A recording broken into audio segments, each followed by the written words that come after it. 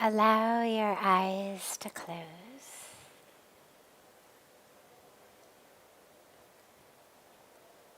And allow yourself just a few minutes to come back to the self.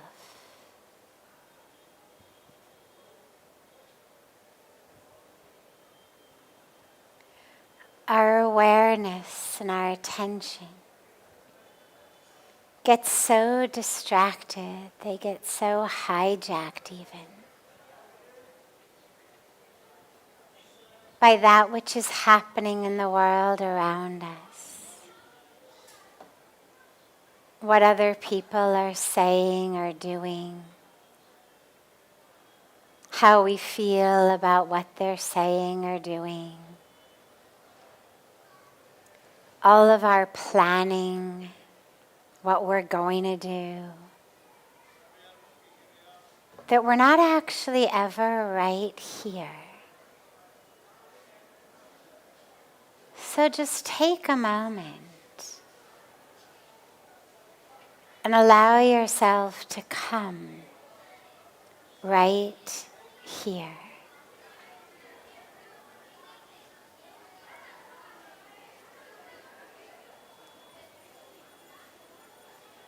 Allow that awareness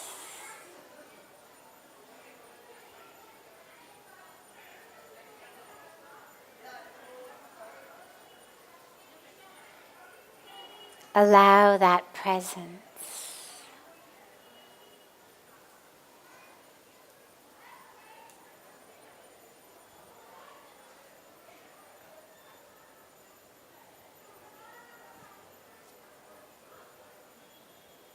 Just see what it's like to have your mind,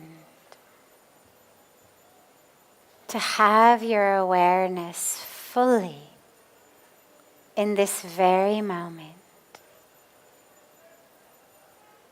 fully anchored into your breath.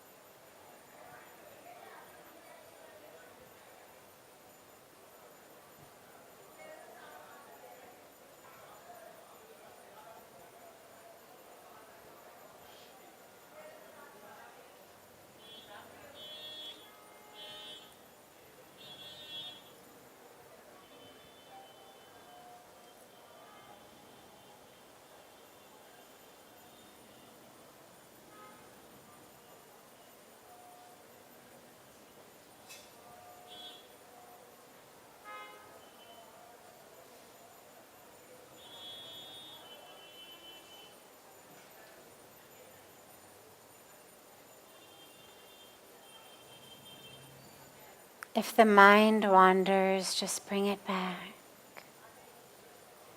Just be with yourself, free from the judgments, free from the bouncing around of the monkey mind.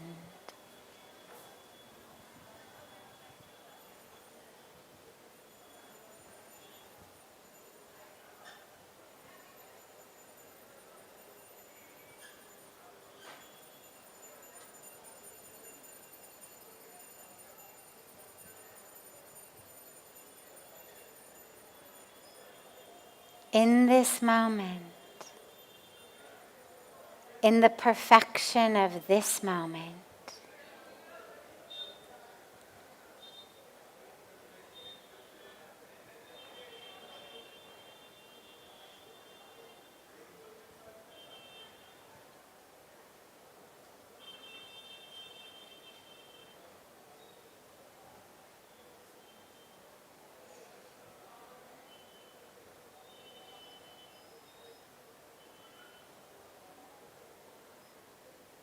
just anchored in the infinite source within the self.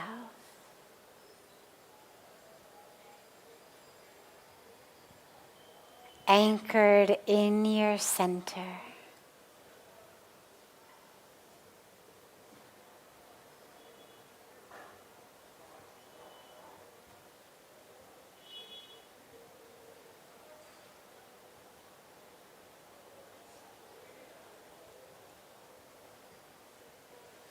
Anchored in that which is still, eternally still, even in the constant motion of the world. Anchor yourself into the stillness.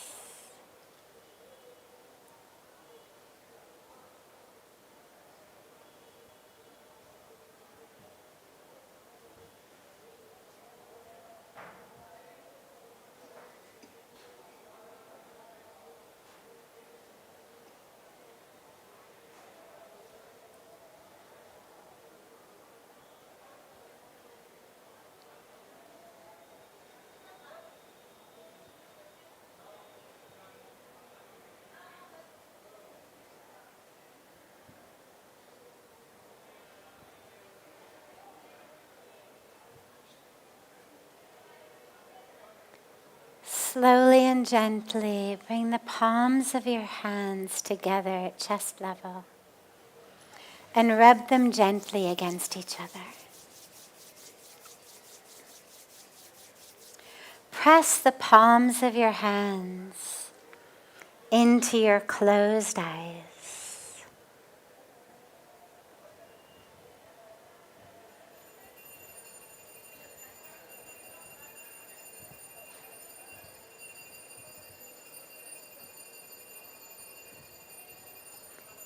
Slowly lower the hands and open the eyes.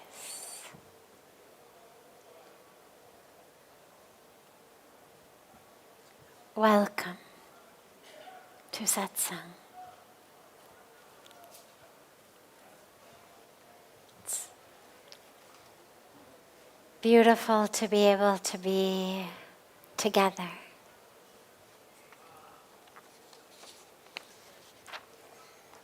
Starting as always with one of the questions that has come in advance from the online audience, and then we'll open it up to any questions that any of you here have.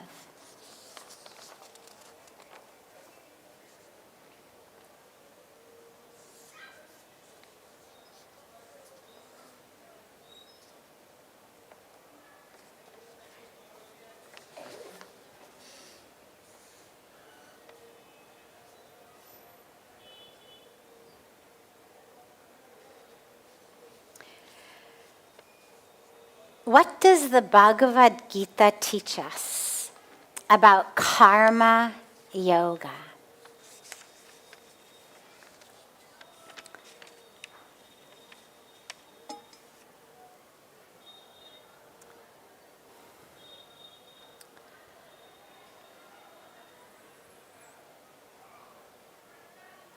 So, the word karma means action.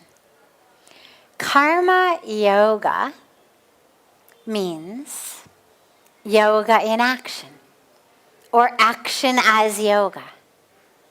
Yoga is unity, union.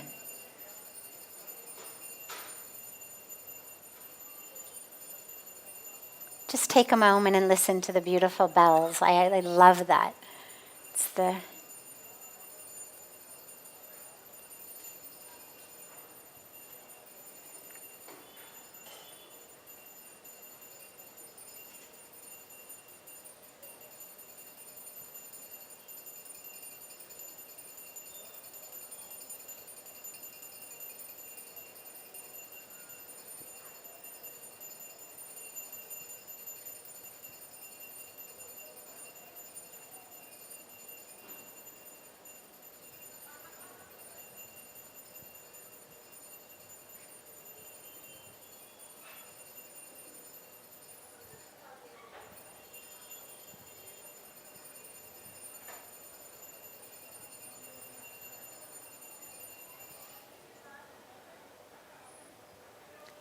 You know, in the Hindu temples, they always have a bell outside.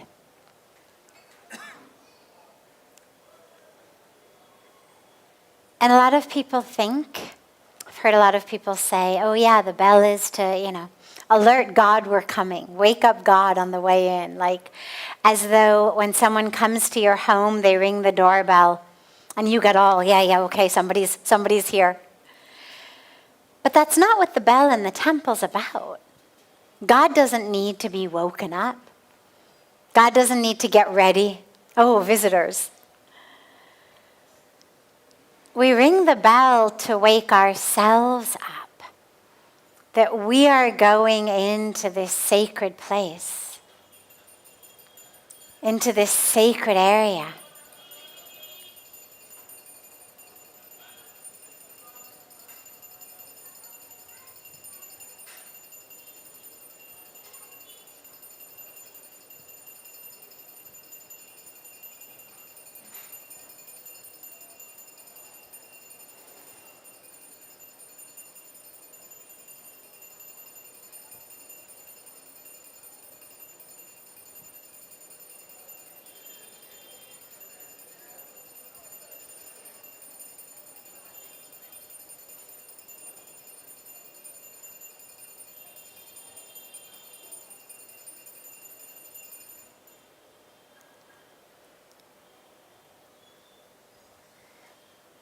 It's a wake-up call.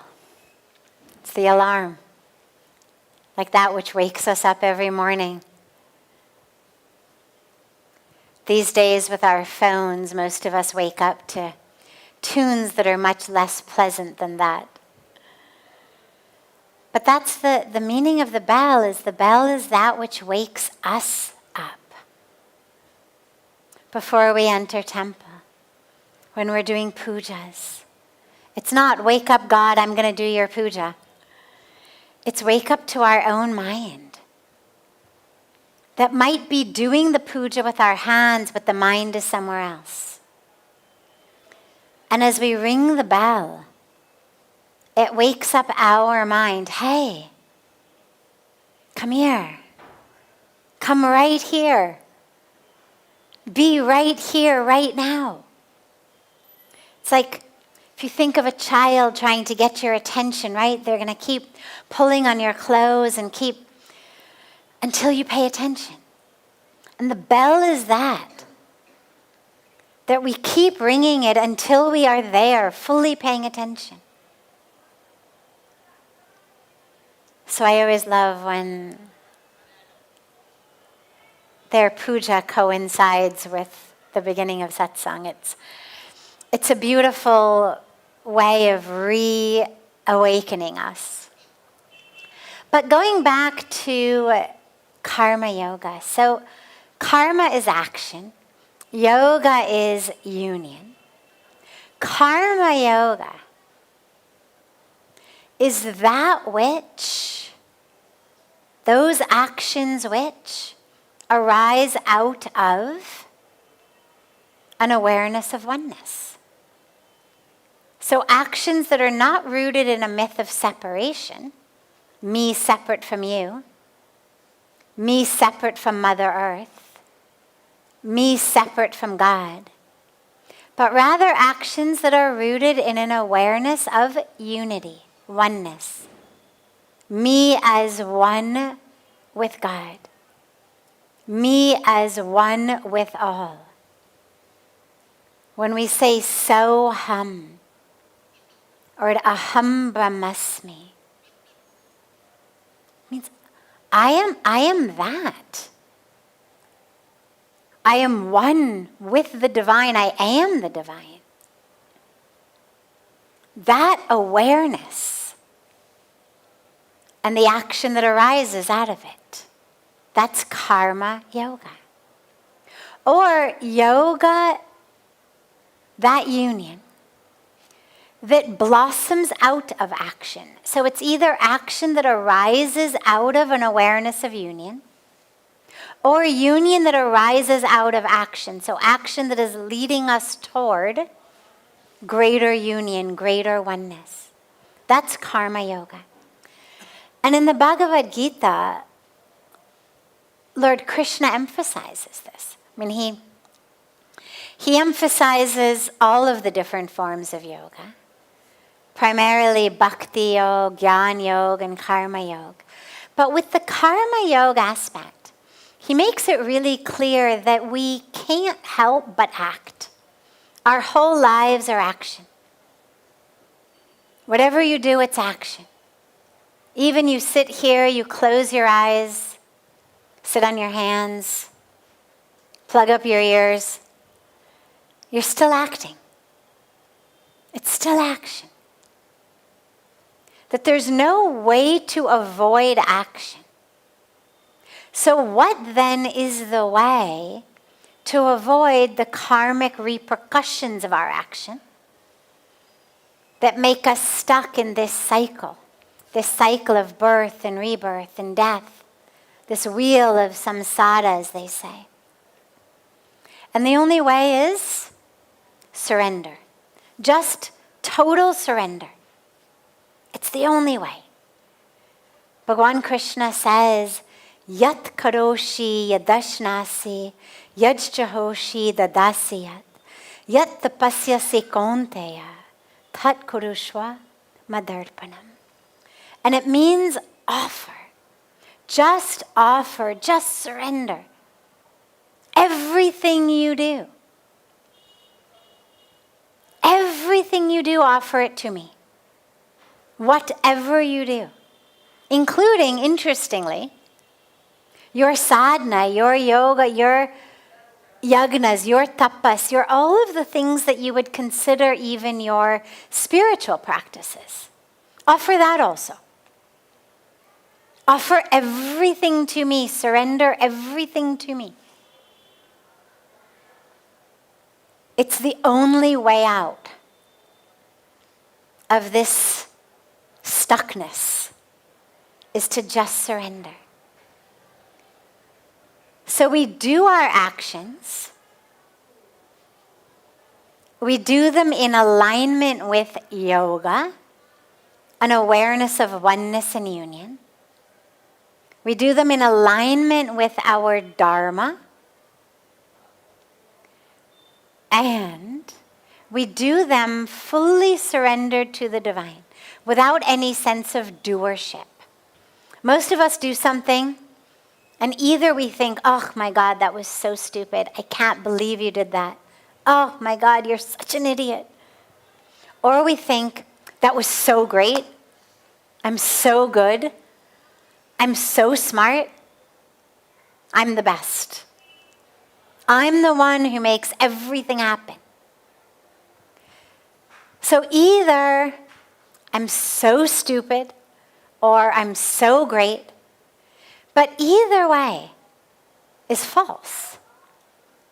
In that surrendering, it's an awareness of, I'm not the doer. I'm not the doer. God is the doer. You are the doer. I'm just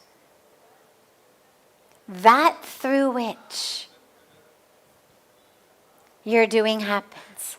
I have offered myself as just this vehicle, this instrument. And that's when our doing becomes being. And that's when even no matter how much we do, because of course the point is to keep doing, to keep serving, to keep acting, but no matter how much we do, it doesn't make us stuck. Because we are just the instrument. Other questions? Any question that anyone here has? Yes. Excuse me. He's just going to get you the mic. Thank you very much. The question I have in my mind is, how do we differentiate between consciousness and mind? Between consciousness and? Mind. Mind. Thank you.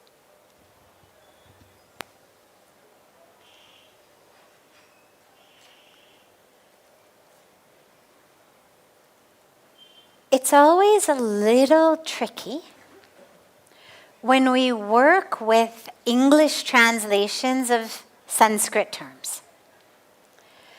Because whoever came up with the first pairing of these Sanskrit terms to already existing English words, they certainly did the best that they could, but the English language isn't really nearly as equipped as the Sanskrit language is, as other Indian languages are, for the different nuances.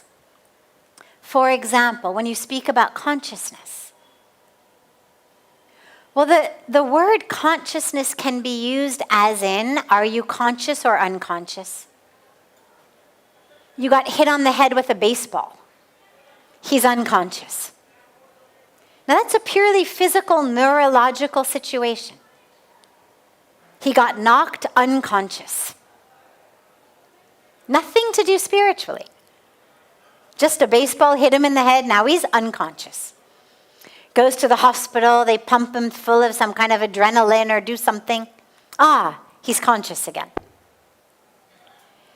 Now, he hasn't attained any kind of spiritual experience, but what it means is essentially his brain, we're not even talking mind, we're talking brain, has essentially come back online. Brain has gone offline, brain has come back online. We also speak about consciousness sometimes as kind of a synonym to awareness. Be conscious. Essentially means be aware. When you meditate, be conscious, be aware, be mindful. These are words that are used kind of synonymously. And I'm pointing all of this out in advance because it's important to differentiate, because I know when you're talking consciousness, you don't mean the first situation, you don't mean the second situation. You're not talking about brain being online, and you're not talking about focused attention. When you speak about that level of consciousness, that is, in a sense, that truth of who we are, which you could almost use synonymously with spirit or soul, it's independent of the body. I might lose consciousness from a baseball hitting me, but my consciousness has not actually gone anywhere when we look at that deeper meaning of the word. Brain is offline. Mind is still there only in terms of its sanskaras. So if I end up dying, for example, from being hit by the baseball, the doctors would say she never regained consciousness. And yet, as I leave that body and take a new body, the truth of both incarnations is that I am consciousness, like I am spirit, or I am soul, or I am divinity. So consciousness in that way of using the word is that which is vast and expansive. It isn't dependent upon the functioning of the brain.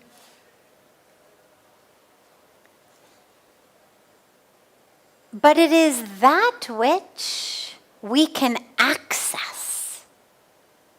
It is an aspect of, or a way of thinking of, soul, spirit, divinity, that we actually can access much more easily. So for example, as you meditate, you can go through different layers, these different layers of consciousness. The first layer is just bring your consciousness here. Means arrive, come here, be present. Stop being distracted. Be mindful. I am conscious. But then I can go a step back. And I can notice that I am aware or conscious of the fact that I am here, conscious, mindful. Then I can take another step back and anchor myself as the one, the awareness that is aware that I am aware, that is aware that I am conscious. And as you meditate, you can actually keep going back, anchoring into vaster and vaster experiences of consciousness. So the first is literally the neurons of my brain, my attention, my focus. And then as we go back, it gets a bit softer and less contained. Now I am aware that I'm conscious. But I'm also aware that there's a breeze that's blowing. I'm aware that there's a sound coming from over here. Then I take a step even farther back. And I'm just awareness. And then I take a step even further back. And there no longer is a verb of being aware. It's no longer an action that is happening. It's much more just an isness. Consciousness just is.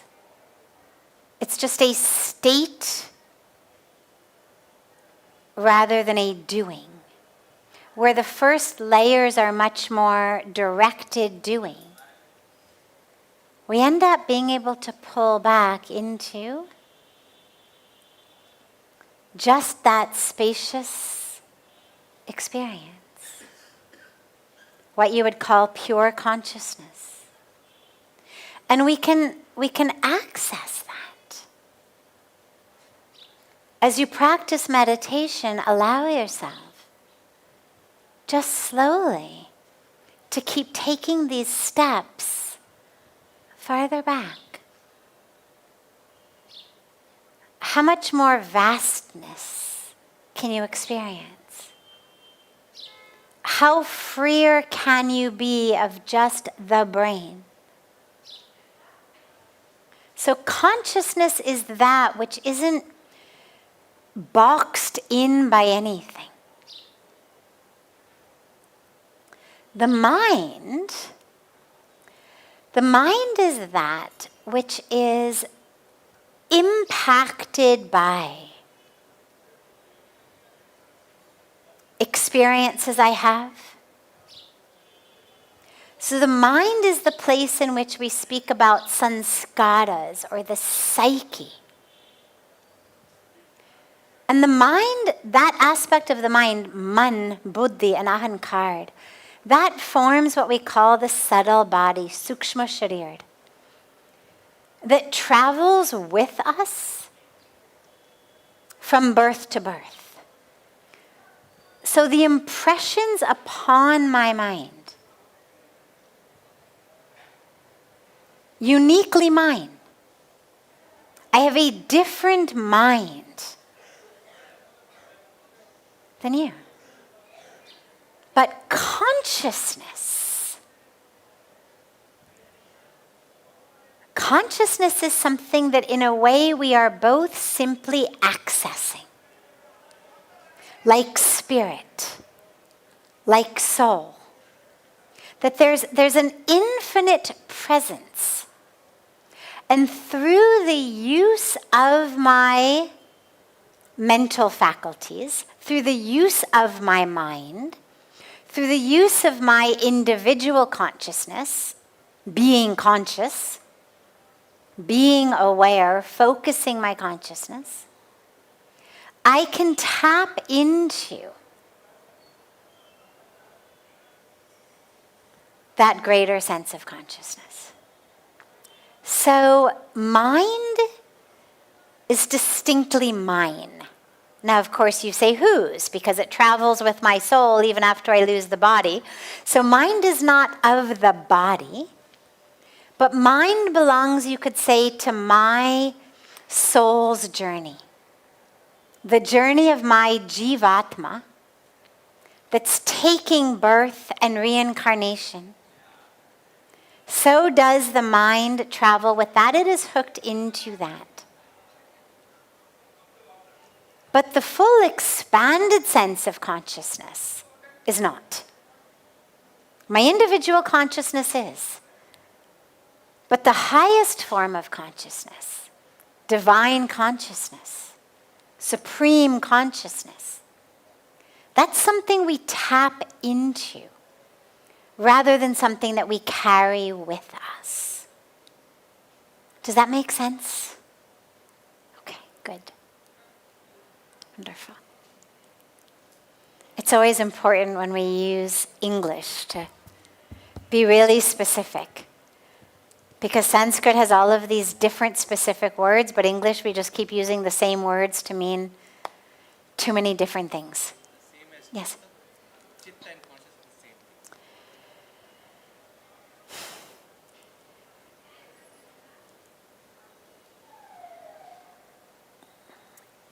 It's an aspect of it, yes. But there's all of these different aspects and different layers of it. So that which the chitta is going to be much more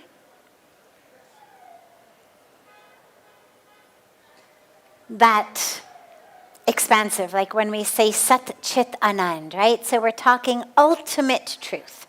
We're not talking my truth. We're talking ultimate consciousness, ultimate bliss. Not just my truth, my awareness, my bliss.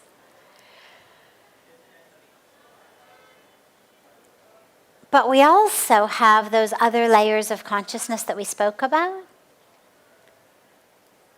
that are also important in order to work with our mind. See, if I'm going to work with my mind to access supreme consciousness, I need to be able to use my individual consciousness to, for example, be conscious, like we said. Practice consciousness. What does that mean? It means being aware.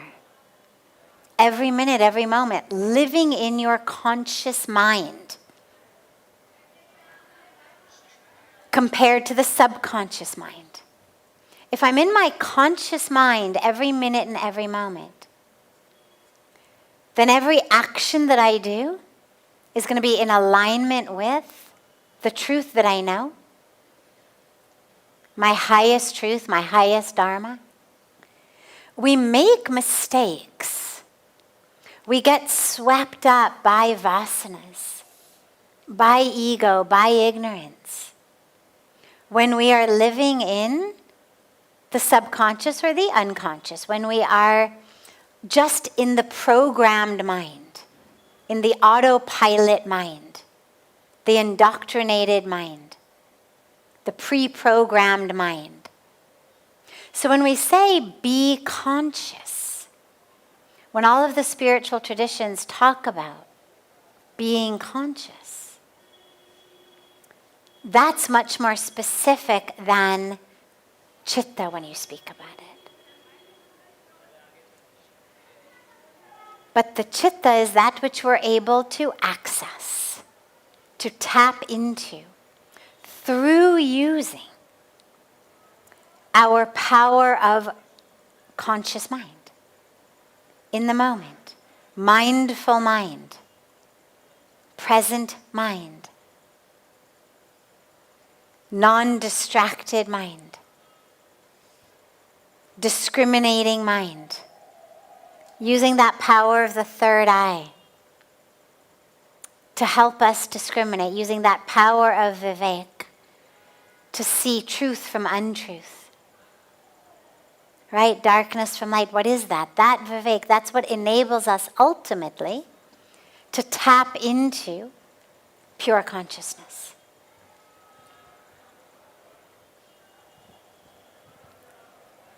One of these days we have to come up with better English words for all of the different Sanskrit meanings. Yes.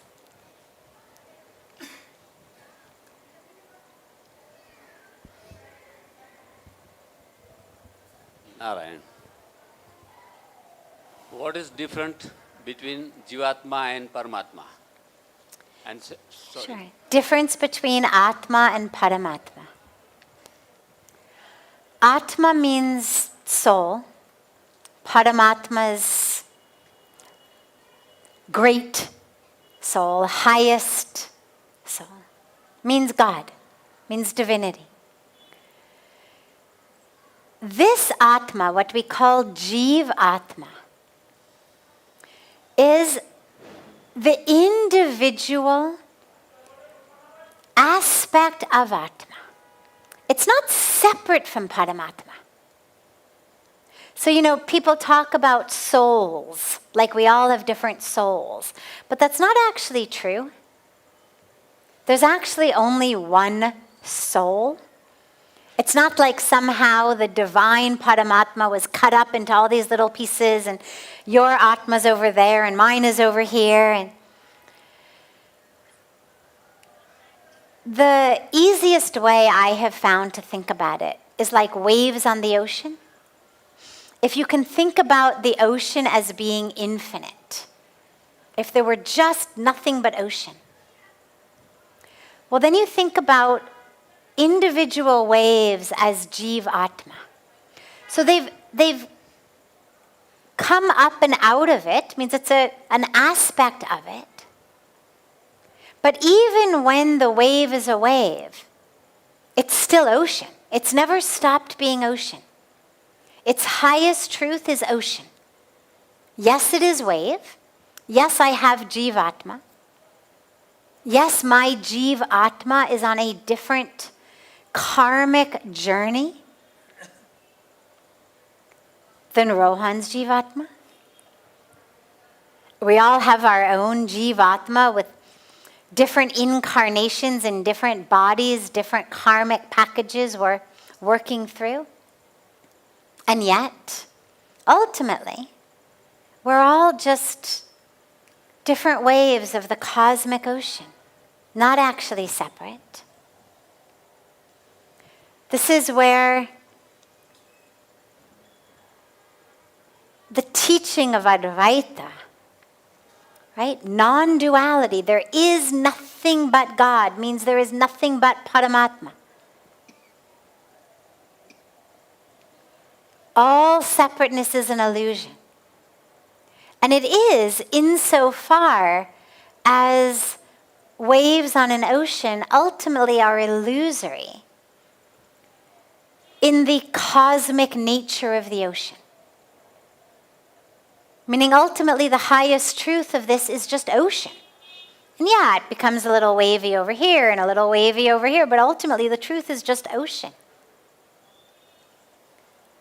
Even as the biggest wave, even as a tsunami, if you take a drop of that water and you look at it under a microscope, the scientist will tell you ocean. They're not going to say wave. They're not going to say tsunami. Oh, this is a drop of a tsunami. Drop of a tsunami is identical to a drop of a baby wave, identical to a drop of ocean deep down. The core truth is ocean. The core truth of each of us is Paramatma. This is what yoga is. The journey, the reunion of Jivatma with Paramatma. the coming back together of that which never was separate. But I just forgot. Just forgot. And yoga's the practice that makes us remember. It's not that yoga actually unites us. It's that yoga reminds us that we never were separate. The final stage before samadhi is dhyan, meditation. It's not glue. It's not a sewing needle. So it's not actually an action that is somehow connecting two things that were separate using glue or Velcro or a needle and thread. The final stage is meditation. It is just reminding us of that which has always been true, which is that we are one. But we take as many karmic incarnations as we need to until we remember. And when we remember, well, then everything is surrendered to God. Because we realize I am not separate. And that's when all of that karmic baggage is wiped off. And that's when we attain moksha, freedom, oneness. Yeah. Yes.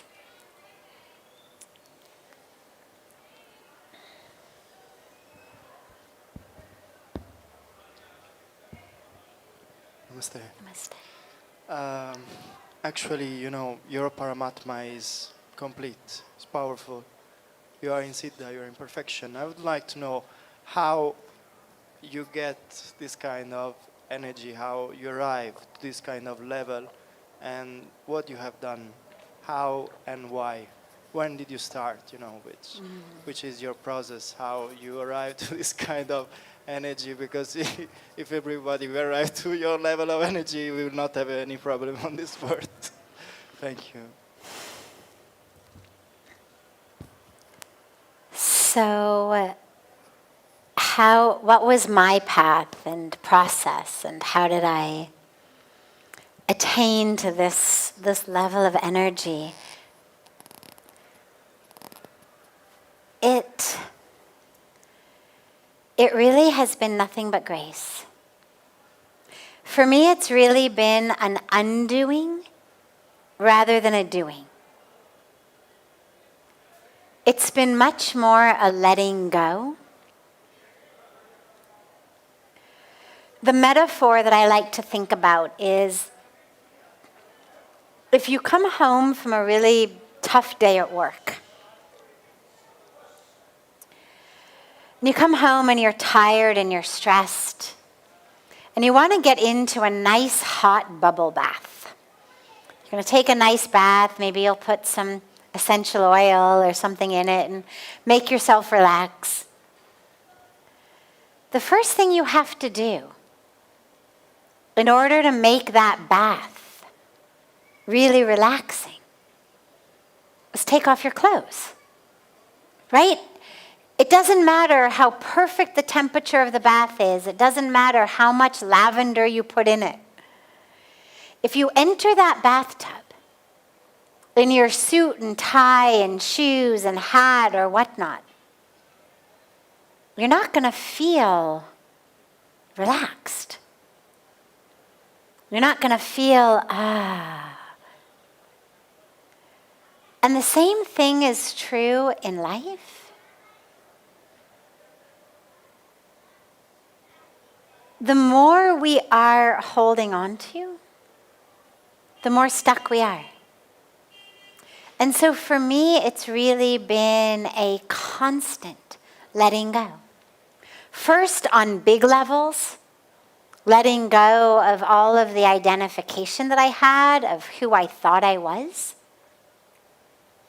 the stories that I told myself about myself. Oh, this is who you are. Oh, this is what's important. Oh, this is how to live. once I let go of that, it's still continuous. It's still a daily, hourly practice of letting go. A thought will arise. An emotion will arise. A belief will arise. And I'll start to feel my mind get into a tunnel, right? And you just start to feel the vision get very, very narrow. Something about that moment you think is not quite right. Whether it's what someone else is doing, whether it's the environment, whatever it is. And suddenly you're in this tunnel vision. And what I've realized is if I can just let go of that belief, the vision goes back to being wide. That it isn't actually that person or that situation that's causing me the trouble. It's my belief about it. And if you can let go of the belief, let go of the story, you're actually free. And so for me, the energy, I don't feel like my energy gets sapped very much. Because the things that sap it are the things I keep trying to let go of. The things that sap the mind and sap your energy are getting constantly stuck in stories, in dramas. And if you can let them go. And I don't mean repress them or suppress them or deny them. Bypass them, because that doesn't actually save your energy. Then you have to use all kinds of energy to keep it under pressure inside so it doesn't come up. But I mean, really, just let it go. Just ask yourself, is it worth it? Yeah, I can keep thinking about this thing, but is it worth it? Yeah, I can stay upset about this, but is it worth it? Yeah, I can be frustrated about this, but is it worth it? Yeah, I can hold on to this story, but is it worth it? And just keep asking yourself, what is my prime goal here? To be righteously indignant? Right? I mean, is that any kind of a prime goal? Of course not. A prime goal to be the one who's right in the situation? No. The prime goal is to live in a high state of energy, a high state of awareness, of connection, of love, of presence, of consciousness. But in order to do that, I have to keep removing the junk. You know, it's like if you go out to a lake that hasn't had any movement, a still lake, there's been no wind, no boats on it, no movement in the lake. There's this level of grime that starts to form on the surface of the lake. And if you wanted to see your reflection in it, you'd have to clear away the grime. And only then you can see. But then if you go away for another couple days, and again, there's no movement in the lake, there's no waves, no nothing, that grime would form again. And you'd have to come back and again clear it away. And this is the way that it is with our energy. If we don't keep attending to it, if you don't keep clearing, you get that level of grime that just forms over our vision, over our mind, over our way of moving through the world. We can't see clearly. Saps our energy. And so our spiritual practices are those that just keep clearing away the grime so we can see the truth of ourselves. Yeah, beautiful. We will take all of yours tomorrow evening. We'll start, we have 3 questions already for tomorrow, so we'll start with those right away tomorrow. I hope you all have a a beautiful, beautiful rest of your evening tonight. And I look so forward to being together again with you all tomorrow. And so much love to you.